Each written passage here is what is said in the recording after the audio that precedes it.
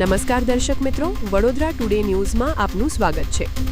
સમાચારમાં વાત કરીએ તો ચાલ નીકળ નહીં તો લાશો પડશે। અહમદાબાદના નહેરુ નગરમાં નિવૃત્ત ડીવાયએસપીએ કરેલા ફાયરિંગનો વિડીયો વાયરલ થયો। અહમદાબાદના નહેરુનગર વિસ્તારમાં નિવૃત્ત ડીવાયએસપી દ્વારા ફાયરિંગ કરાયાની ઘટના બાદ શહેરમાં ચકચાર મચી ગઈ છે। જમીન વિવાદને લઈને ઉગ્ર બોલાચાલી દરમિયાન નિવૃત્ત પોલીસ અધિકારીએ રિવોલ્વરમાંથી અંદાજે 5 રાઉન્ડ ફાયરિંગ કર્યું હોવાની સામે આવ્યું છે। ઘટનાનો વિડીયો સોશિયલ મીડિયામાં વાયરલ થતાં ભારે ચર્ચા જાગી છે। મળતી માહિતી મુજબ ઝાંસીની રાણી બસ સ્ટેન્ડ પાછળ આવેલા વિસ્તારમાં બંને પક્ષ વચ્ચે લાંબા સમયથી જમીન મુદ્દે વિવાદ ચાલી રહ્યો હતો। આ દરમિયાન ધમકીભર્યા શબ્દો સાથે ચાલ નીકળ નહીં તો લાશો પડશે કહેવામાં આવ્યું હોવાનું વિડીયોમાં સંભળાઈ રહ્યું છે। સદનસીબે ઘટનામાં કોઈ જ જાનહાનિ થઈ નથી। સેટેલાઇટ પોલીસ તાત્કાલિક ઘટના સ્થળે પહોંચી તપાસ શરૂ કરી છે। સીસીટીવી ફૂટેજ અને વાયરલ વિડીયોના આધારે વધુ તપાસ હાથ ધરાઈ રહી છે।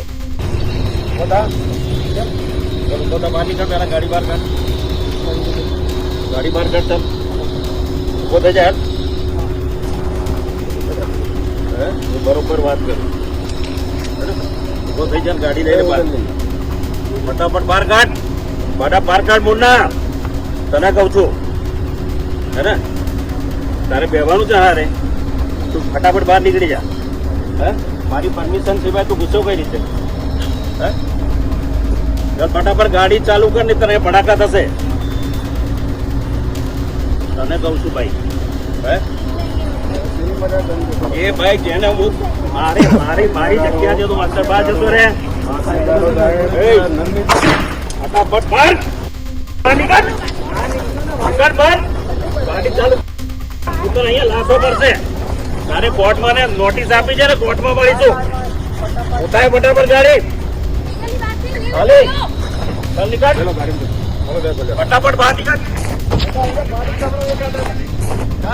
બહાર નીકળ, તું મારો ભાઈ બને કે ના બહાર નીકળ, કોર્ટમાં મળીશું તને 15 તારીખે।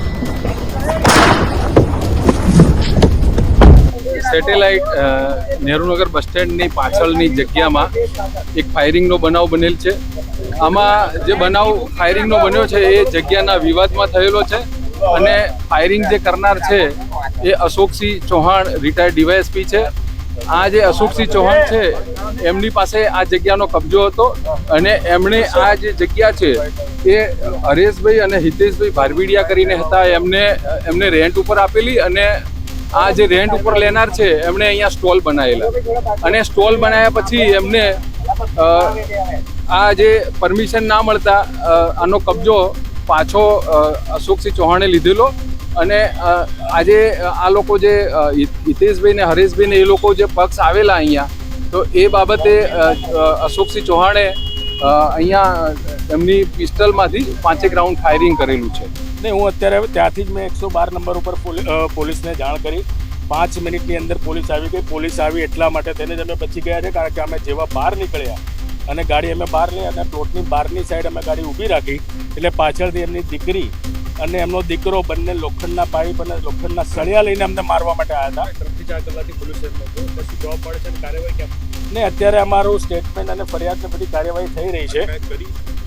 હા, એમને અંદર જ છે, કોઈ વાત જ નથી થઈ। અમે લોકો અત્યારે અમારા ભાગીદારો ને મિત્રો જે બી હતા એ અમે ત્યાં અત્યારે 4 વાગે મળ્યા હતા।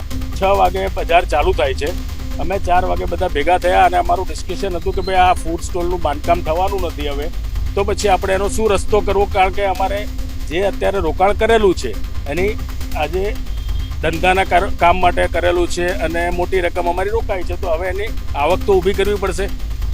અશોકસિંહ ચૌહાણ, તેમની ડોટર અને 2 સન, જે લોકો આમાં મેઇન ઇન્વોલ્વ હતા, કારણ કે એની ડોટર પાસે બી રિવોલ્વર હતી, અને આમણે તો સીધું જ ફાયરિંગ કરેલું છે। એમના બંને સને આવીને ગાળાગાળી કરી તથા હાથમાં દંડા અને પાઇપ લઈને ઊભા હતા। આવા જ તમામ લેટેસ્ટ અપડેટ માટે જોતા રહો વડોદરા ટુડે ન્યૂઝ।